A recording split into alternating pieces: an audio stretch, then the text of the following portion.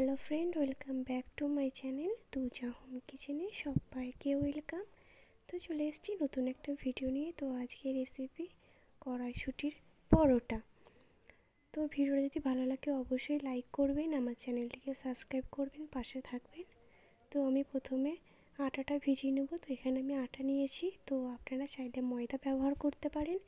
তো লবণ আর সাদা তেল দিয়ে আমি আটাটা ভিজিয়ে রেখে দিলাম। তো এইদিকে আমি কড়াইশুঁটি, কাঁচা লঙ্কা আর রসুন দিয়ে দিলাম। এটা আমি একটা পেস্ট করে নেব। তো এই যে আমার পেস্টটা রেডি হয়ে গেছে। তো আমি কড়াই বসিয়ে দিলাম আর কড়াইয়ে দিয়ে দিলাম সরিষার তেল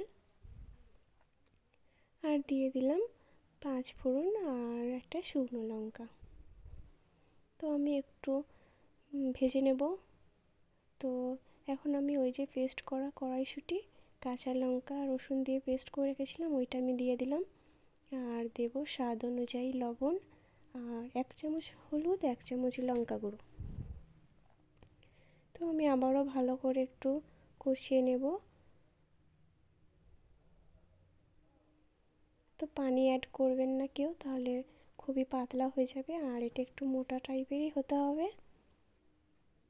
তো এই যে এখন আমি দিয়ে দিলাম ভাজা মশলা।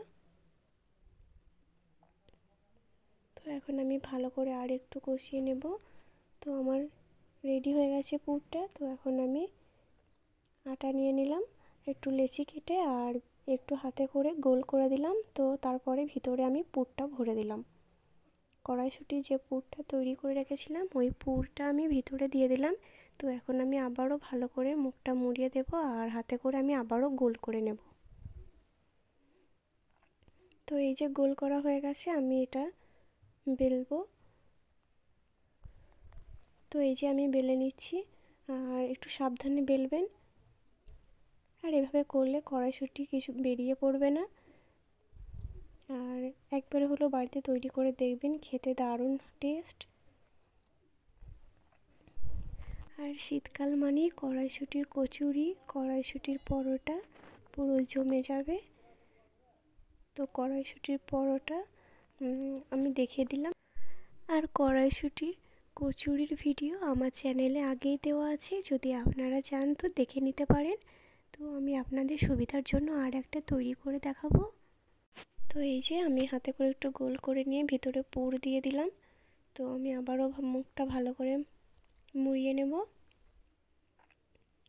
তো আমি আবারও হাতের সাহায্যে গোল করে বেলে নেব। তো এই যে আপনারা এইভাবে করবেন।